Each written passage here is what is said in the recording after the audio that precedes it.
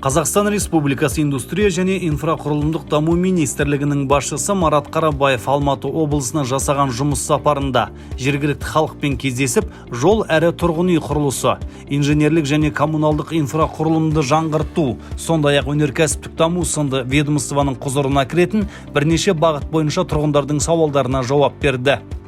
Облыс халқымен кездесуден кейін Қазақстан Республикасы индустрия және инфрақұрылымдық даму министрі азаматтарды жеке мәселелері бойынша қабылдады. Ведомство басшысының қабылдауында 5 тұрғын болып, олар әуе кемесі борт операторларының жарамдық сертификатын қалпына келтіру, қатты пайдалы қазбаларды өндіруге лицензия беру, Алматы облысында фармацевтикалық кластерді құру, сондай-ақ Қонаев қаласындағы жекеменшік учаскеде тұрғын үй кешенінің құрылысын қаржыландыруға қатысты сұрақтарды қойды.